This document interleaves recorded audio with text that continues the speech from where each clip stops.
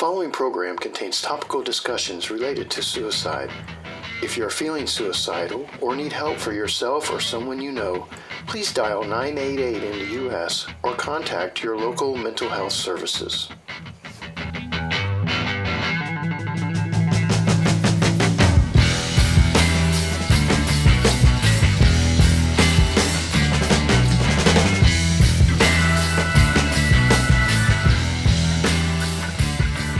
Welcome to the Hope Debrief, a suicide bereavement caretaker conversation. I am your host, Robbie Graham, and as always, thank you for taking time out of your busy schedule to join us. Today, we're having a conversation with Dr. Frank Campbell. Dr. Campbell is the Executive Director Emeritus of the Baton Rouge Crisis Intervention Center, where he serves as the founder of the National Suicidology Training Center and serves on the faculty there. He's also a volunteer assistant coroner in East Baton Rouge Parish. And in addition to his volunteer activities, he's also the senior consultant for Campbell and Associates Consulting, where he consults with communities on active postvention efforts and forensic suicidology cases. Dr. Campbell, welcome to the conversation. Thanks, Robbie. I'm glad to be here. Just call me Frank. All right, I will do that. So, Frank, many of our audience are going to be, I'm sure they're going to be expecting us to discuss loss teams, and we will touch on that as the discussion goes on, as conversation goes. However, I do want to focus more directly on you and your work as a whole. Now, having said that, if anyone wants more information about loss teams, just visit lossteam.com, where we have the history of the loss teams, as well as Dr. Campbell's research paper on the circular model of suicide reduction. So now that my little preamble is done, let me ask you, Frank, what led you to get involved in the suicide space? Well, I'm from Louisiana, so I like to tell people that we love to eat crawfish down here, and crawfish swim backwards. So I tell people I crawfished into it. I backed into it accidentally. When I was first exposed to suicide loss, it was when I was 12 years old. My best friend took his life. Oh, goodness. But I had no real resource to grieve that loss. It was right at the end of school, and those of us that knew him merged into a larger school for the 7th through 12th grade, and we got lost in the fray. Any high school reunion I ever had in my life, those of us that found out about his death that day all end up in one part of the reunion talking about that day. So I had that kind of sleeper effect of being touched by suicide early in life with no real understanding of any of the answers to why he might have taken his life. Then in a graduate program, when I was working on my graduate degree, I had to have an internship, and I was still working full-time in another career while going back to school to shift careers. And so to have a way to do my internship, I needed a 24-hour location so that I could work full-time and then go to work at night doing my internship. And so the Crisis Center was the only resource available to me through LSU. And so I went there and became a volunteer as well as an intern. And that started my exposure directly in working with suicide through the Crisis Center. And that was in 1986. And the first day I showed up for my internship, I was put in the weekly Survivors of Suicide Loss group, where I was expected to know what to do and was fortunate enough to remember what my 6th grade teacher said, which is you have 2 ears and 1 mouth. That should be the ratio you use on a regular basis. So I listened more than I talked. And I got a real education there. I got to see families, individuals, up to 43 different relationships who had waited a very long time to find help, but had finally stumbled onto this resource of this support group.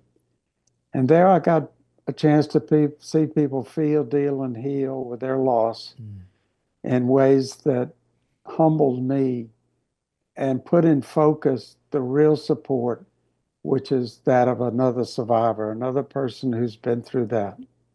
It spoke to me as a 12-year-old who was sitting there as an adult And it really made it clear to me that, boy, it would have been great to have had others that could have talked to us when we were 12, telling us what we might expect in our loss. Yeah, definitely. And here I saw people do that on a just natural, organic level. And the healing that I got to witness was so truly amazing and miraculous. And what I came to know then was that answer to Mark Twain's question that there's really only two important dates in your life. One is the day you're born, and the next is the day you find out why you were born. Mm. And I think I was born to be in that group. I was born to learn from those individuals that have paid the greatest price to understand suicide. So I continued my work at the Crisis Center, graduated with my master's and got my license in counseling, and continued to work part-time at the center. And then 3 years later was named executive director because they needed someone who could manage a profit and loss statement.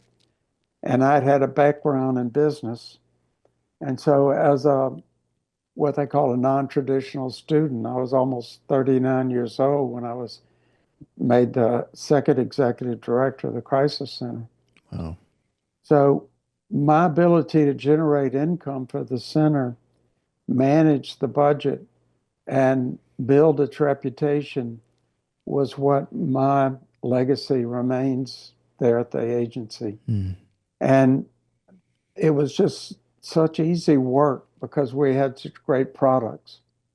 We had great training programs. We had great staff and volunteers.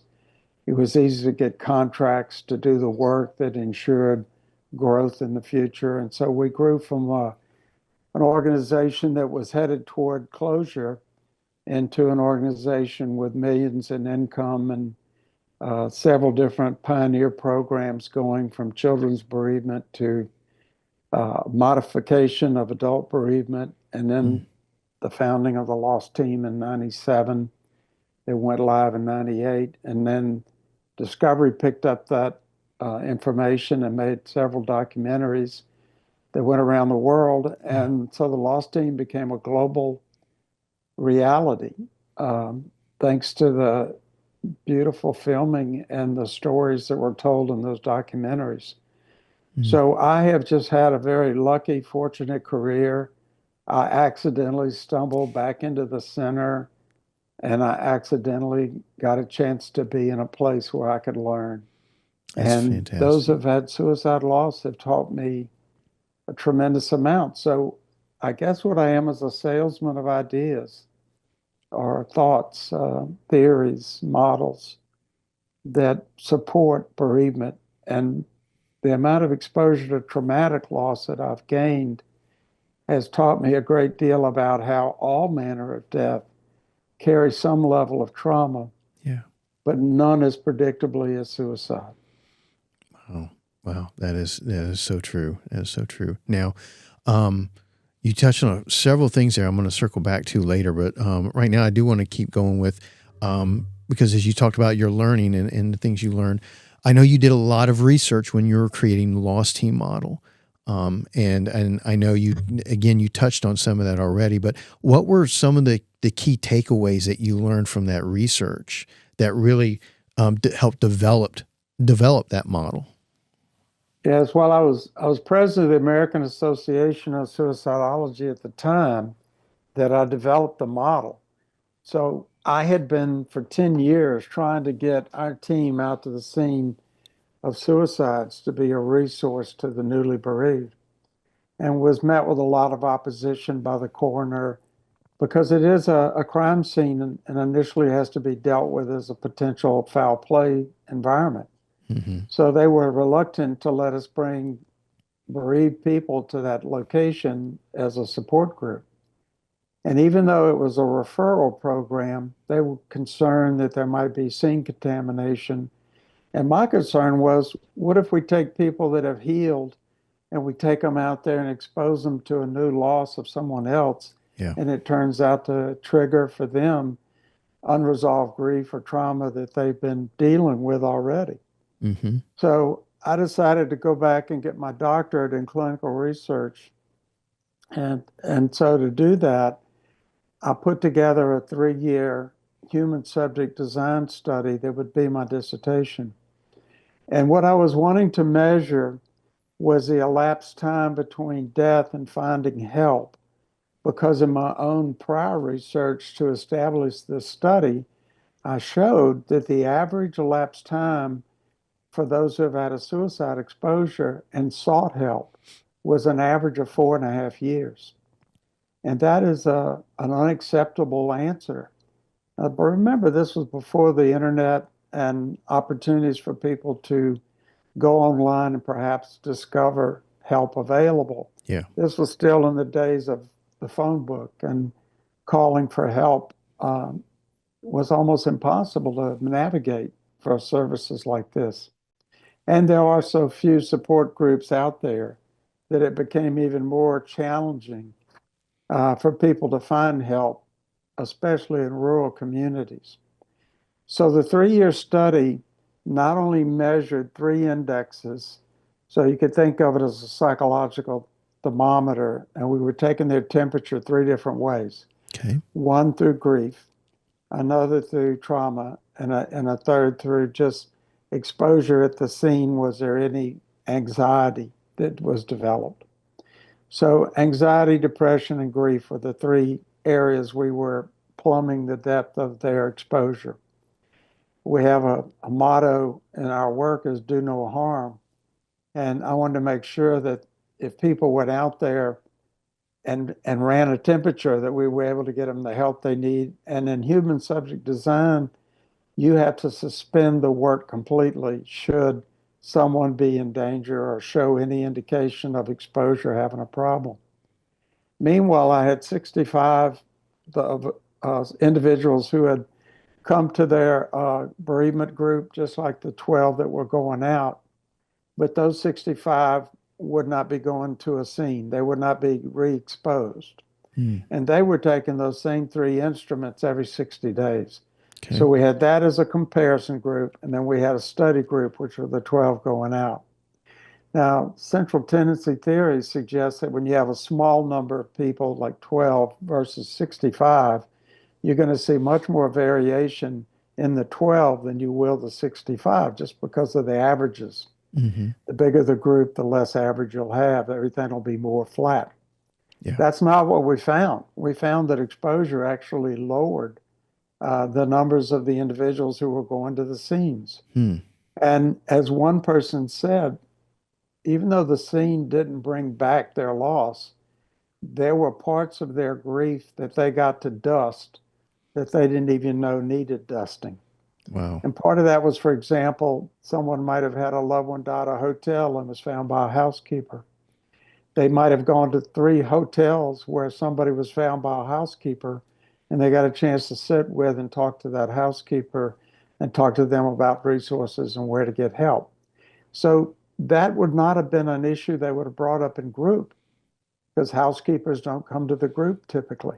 Yeah. But what they did do was get a chance to ease the pain of what that must have been lost like in their mind when they thought about their loved one dying in a hotel by themselves. So we had the sense that going out not only reduced trauma and protected them, but that they were actually finding their grief resolving in some ways they didn't expect that could happen.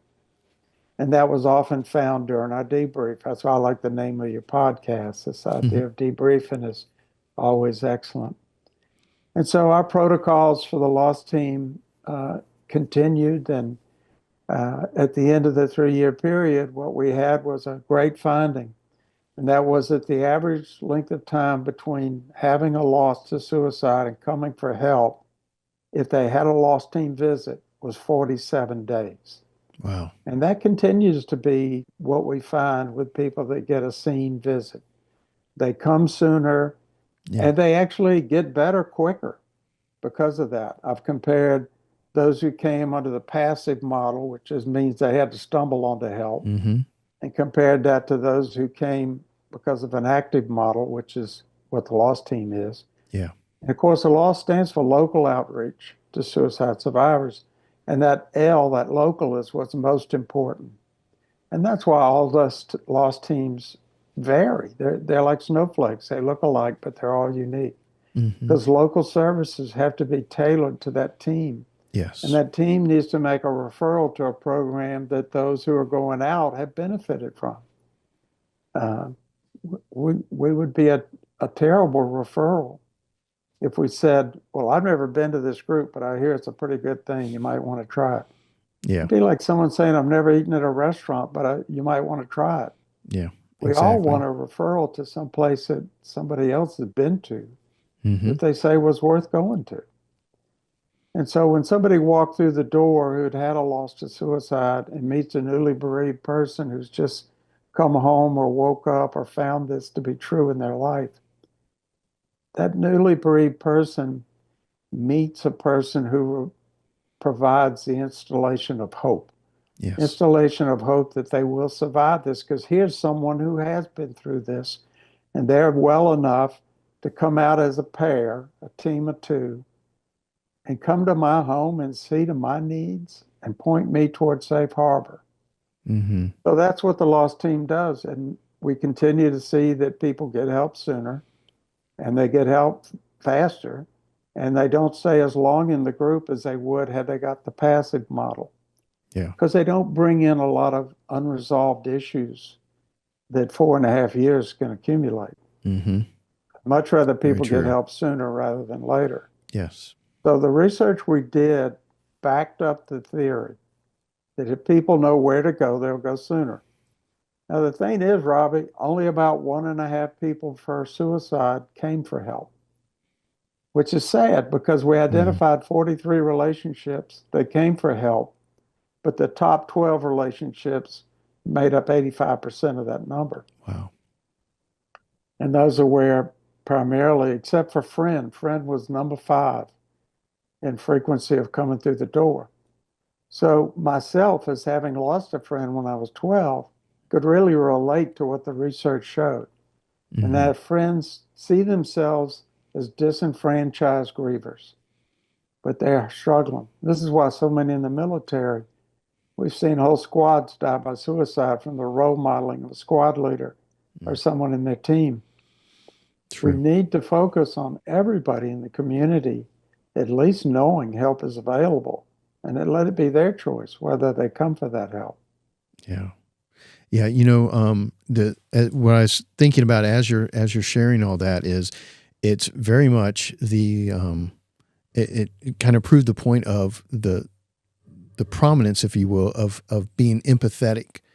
It's one thing, and I kind of want to go here because my follow-up question to all this was the fact that you are a huge advocate of peer support, and I see so many teams want to kind of default to the professional led thing, and not that I'm saying there's anything wrong with professional counseling at all. I've used it myself, but there's something to be said about an empathetic, emotional connection or with a survivor to survivor. There's something to be said about that over just a professional coming and applying their knowledge to someone else's situation. Could you talk a little bit about that and how that relates to this? Well, I've often trained other mental health providers, and they've rotated through the support group in their graduate training. And I required them to stay at least 2 semesters in that group.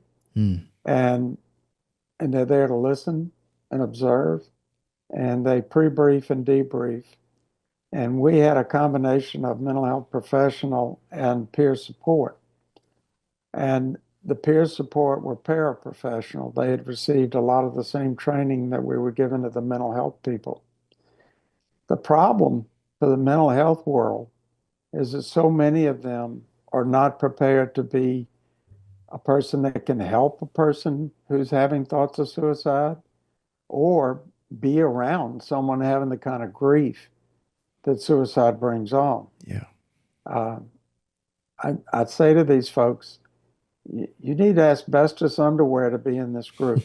This is hot stuff here. And if you can't be in that kind of environment, if that's too much for you, this isn't the work for you. Go find important work to do, but don't do this work. And so my problem is finding us mental health people who are survivor sensitive. Mm-hmm. That is more important to me than the knowledge, because let's face it, they got no knowledge about suicide in their mental health training. So how could they impart information? Mm-hmm. And this bereavement is more complex and complicated than any other grief, and has now made its way into the Diagnostic Statistics Manual, but it wasn't when I was doing group. And I would routinely hear from people at the national level, well, you know, grief isn't a mental health issue. And I said, no, but trauma is. And these folks all come with a large dose of trauma and stigma and shame, and they don't have resources in the community that can be helpful other than the other survivors who also haven't received any help. And when we asked people who helped them the most, they always said it was the group members. It was not the mental health people in the room. We were there strictly to provide a safety net that if somebody in the group, which 40% reported they did, had thoughts of suicide after their loss and had never had thoughts of suicide prior to their exposure. So we know we have 4 out of 10 in the room that may be having thoughts of suicide. And if they felt safe enough, they exposed that thought in the group. And we were there to provide additional support to them after the group, or instead of letting the group end up worrying about another member. So we were there as a catch a net, a net safety net to catch them. And it also reassured the group members that we had people that understood suicide in the group as well. And this is where most of my focus has been with the Crisis Center since I came back as a volunteer in 2017. We've done enough 50,000 call volume in 50 plus years at that point. What I knew was happening was the 988 program was coming, and that crisis lines would struggle to have their share of funding. Yes. And that volunteers were getting less and less with each generation. So I had encouraged the board 10 years before that to go ahead and move away from crisis line work and move into training mental health people. Because my focus had been in forensic suicidology, cases where we did a great job of getting the person to a hospital or to a mental health person. That person just didn't know what to do with it. And they ended up dying by suicide on a voluntary admission within 24 hours after discharge, having received no counseling at all for suicide while they were inpatient for 3 to 5 days. Wow. And no follow-up. And they died within 24 hours using the method that they had said they would use. And so I saw enough of those cases to know that the gap was in the fact that mental health people aren't trained. They're turned loose in the community, and they're taught to do certain things in hospital institutional settings. But one of those things they're not taught to do is work with a person who's having thoughts of suicide. They'll treat them for possible depression and anxiety and other disorders and mental health issues if they can identify them. But they're not dealing with suicide. And suicide is what brought them in the hospital. So giving them a medication that's going to take 3 weeks to get into their system when they could die when they discharge and do die when they discharge is a waste of time. And it became evident to me, evident and imminent, that we've got to change the way hospitals and treatment providers treat those admitted to risk to self or others. And they forgot that second part of the admission. Most of the active shootings that have happened since Columbine began and ended as suicides.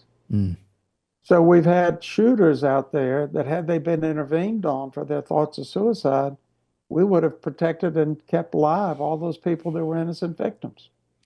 Suicide is the only manner of death that also adds to the death column in homicide. And law enforcement officers dealing with what they've come to call suicide by cop Yeah. That's another tragedy that's out there because two people die that day, the officer who fires his weapon and the person that dies. Yes. And this is unfair and it's trauma and I'm grateful that we now have state police getting trained in lost team outreach here in Louisiana. And for the last 2 or 3 years now, and 100 plus troopers statewide and a 900 trooper group uh, go out and do lost team work when there's a suicide. Law enforcement continue to be 5 times more likely to use their firearm on themselves than in the line of duty. And that needs to stop. That needs to Yes. change. Yes.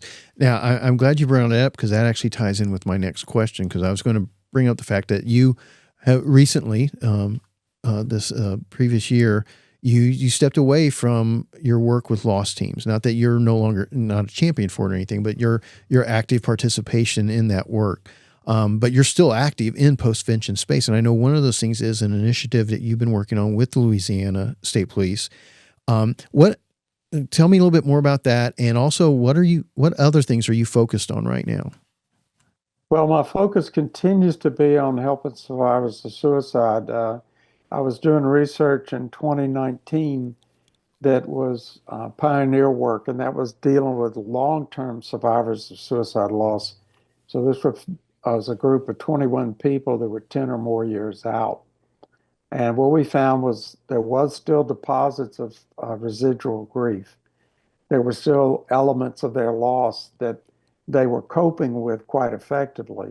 But given a safe space and several days to tease that to the surface, they were all surprised at the amount of grief they still were holding that they wanted to get out. And so we've developed some ideas around these retreats for long-term survivors of suicide. And I've done a few more now, and I've gained some more information. So I'll be doing a workshop this year with Melinda Moore. Dr. Moore is not only a pioneer in post-traumatic growth work following suicide, but in spirituality. And so she and I are going to tackle a day of hope and healing and how suicide affects spirituality and long-term survivor issues. So those are one-day workshops that I'm hoping to do with colleagues in different content areas, spirituality being a big one. Yes. That doesn't get talked about in the mainstream literature. Melinda's written several books, and she's a wonderful resource, a survivor herself of her husband's death. And she is a survivor who also went back and got her additional training and has her doctorate in psychology and teaches at the University of East Kentucky and professor there. And she's just doing milestone work. And some of her original research on post-traumatic growth is what most people point to today as some of the seminal work. And the foundation that I had here in Baton Rouge helped fund that research. Hers and Dr. Joe Munson down in Florida on mental health providers who had post-traumatic growth following a client that had suicided. So my work is mostly in that area. I still, at the request of some of the older teams, do one-day lost team trainings virtually. If they're just in a very rural area or on an Indian reservation or something like that.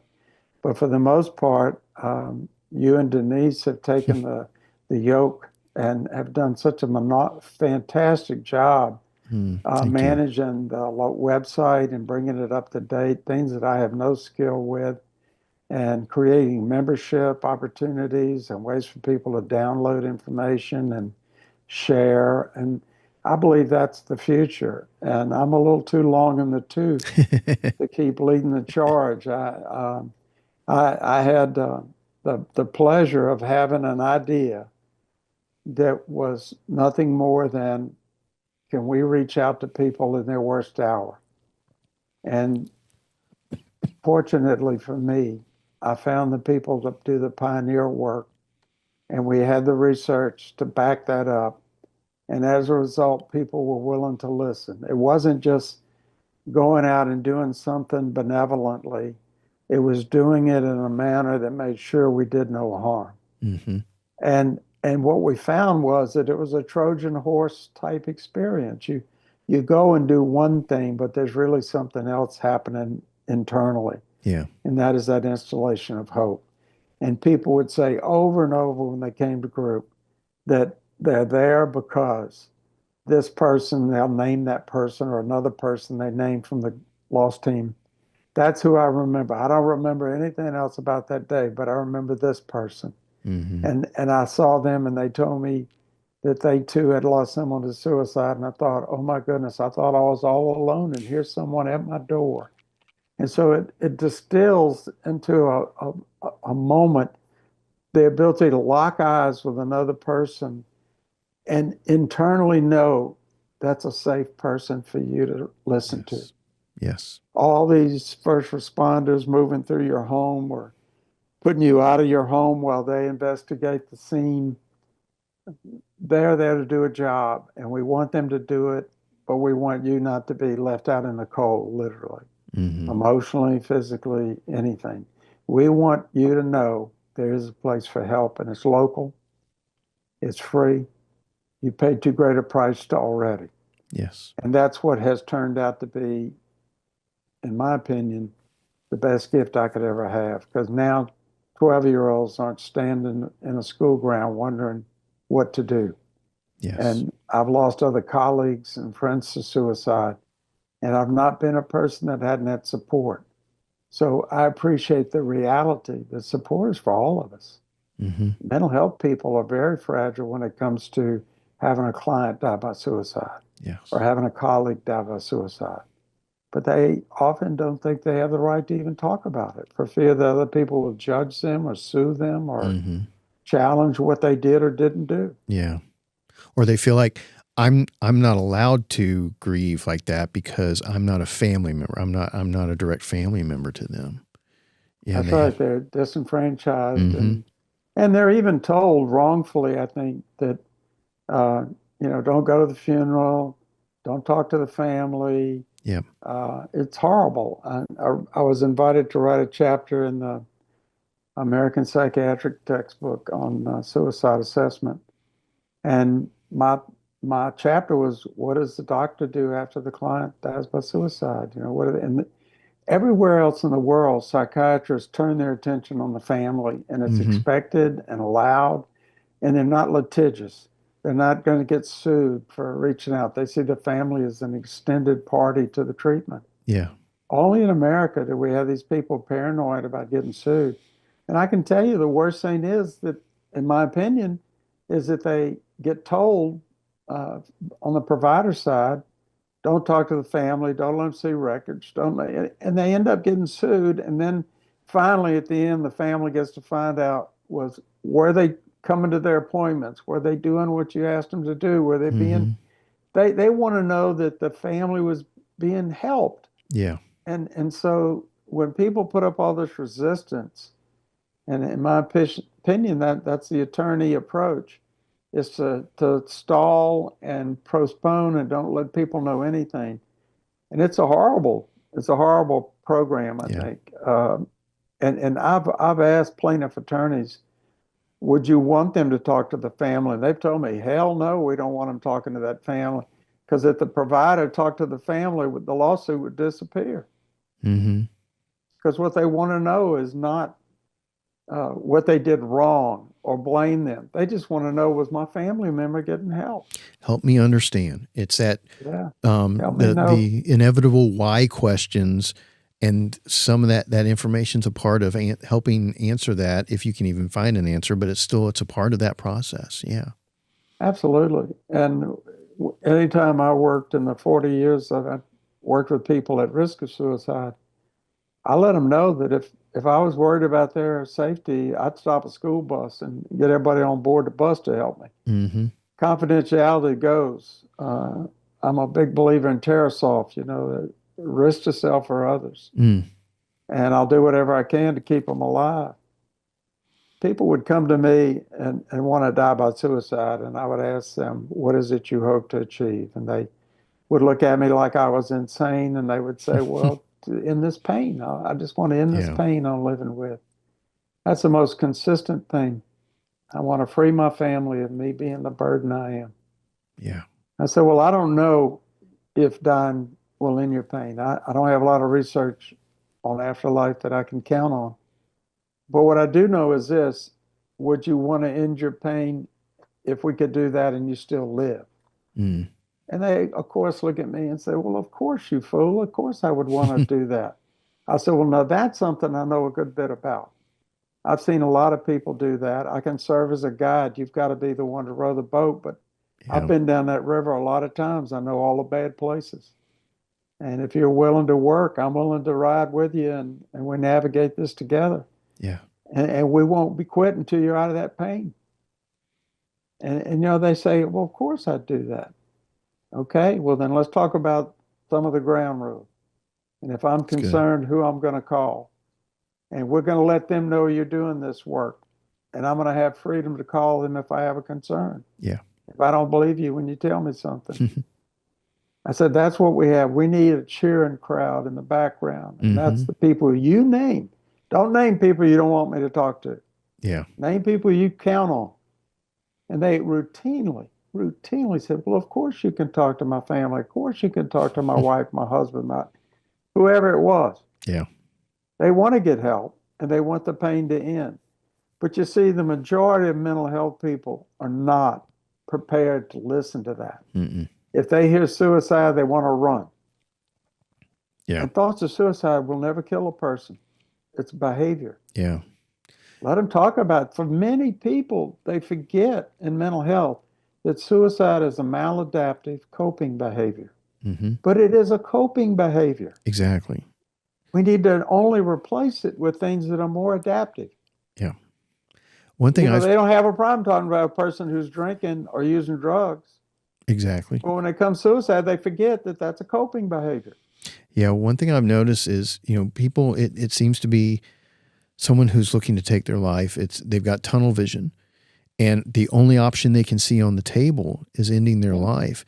And so often we immediately want to go in and take that option away from them instead of, no, you know what? I understand why. It's understandable why you're thinking about that. But you know what? There are some other things on the table. Let's look at those first.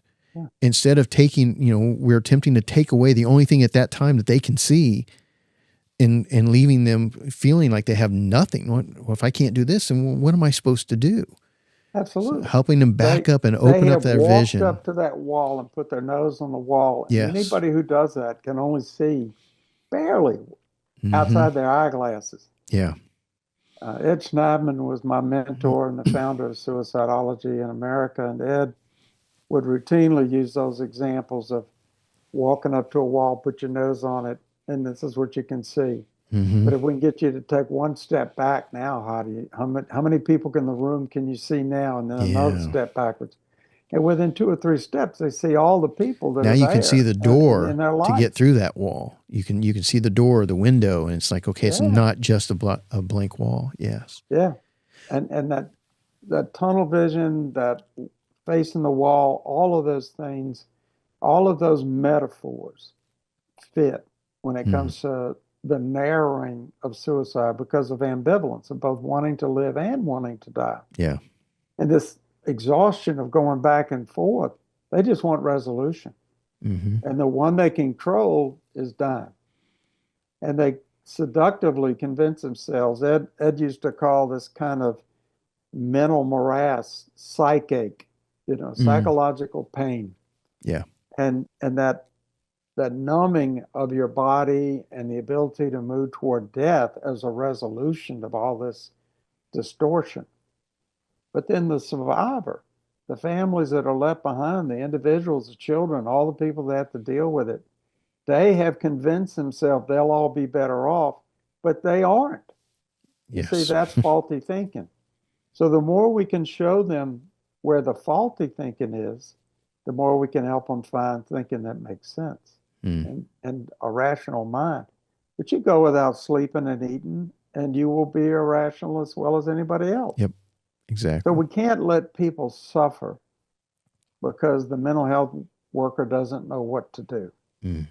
So I wanted our program at the National Suicidology Training Center to take people from this dark space where they have no understanding into a well-lit room where they can talk at length with content experts and drill down on this topic until they can leave there ready, willing, and able to deal with suicide in their own home, town, or their home community, or wherever they came from, other countries. And the local has to be there for a loss team because every place is different. But I named it the National Suicidology Training Center because every nation is different when it comes to their suicide world. So friends of mine in Northern Ireland, where I worked during the Troubles, told me, why didn't you make it the International Suicidology Training Center? And I said, because it isn't. We're not international. What's going on in Northern Ireland is not the same as what's going on in North Dakota. Yeah. I want you to be the National Suicidology Training Center of Northern Ireland, and somebody else of Scotland, and somebody else of India and Tibet, and on, because it's different demographically, genetically, culturally. We vary in the ways we cope with suicide. Yeah. And gender-wise, it's very different. So all these demographic variables need to be taught at a national level and then broken down to a community level. And that's where, for me, I like to think globally and work locally. Yeah. So I look for what's the same, but I want to also add in what's different. And the different is what's local. So Frank, as we kind of come to the end of our time together here, I want to ask real quick, if you could give one piece of advice to the postvention caretakers that we're talking to, what would that be? What would that one little nugget be? Self-care.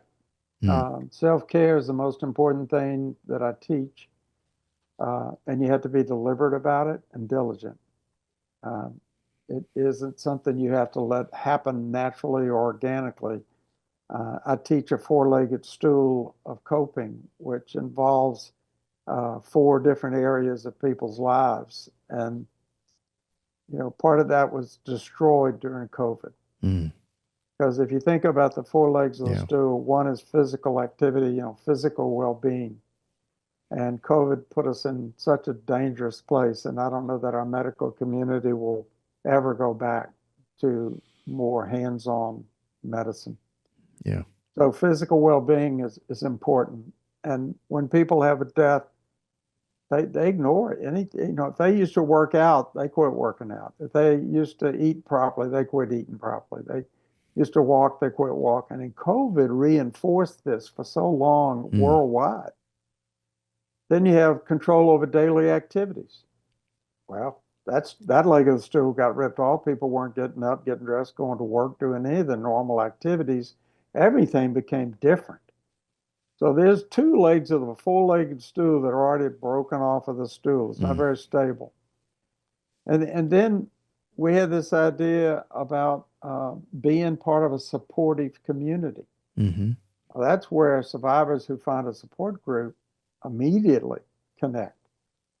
But it also gives them physical well-being because they're going and taking care of themselves, and it also gives them this activities of daily living because they got something to look forward to. Yeah. But that supportive community was destroyed during COVID. And people couldn't get together, go out to eat together, go to church together, go do activities they love to do. And the last leg of the stool is the first leg to come off. And that's the one where you're doing things that gives your life meaning. And that's why I tell people I'm working on making a giving, not a living.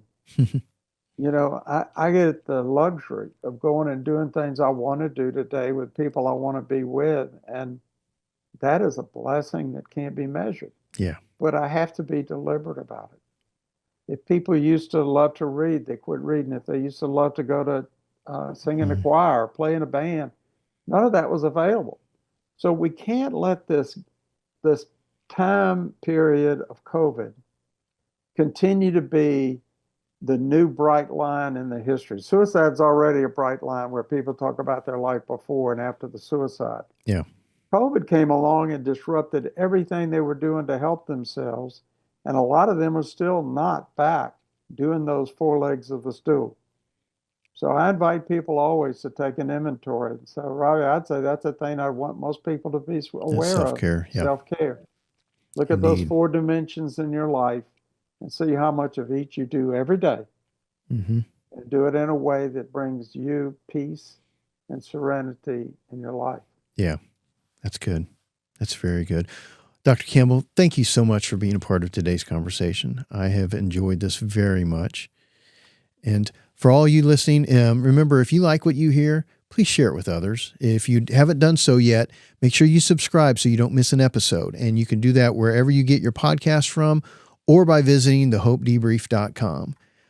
Once again, thank you to Dr. Campbell for joining me, and thank you for joining me right here on the Hope Debrief.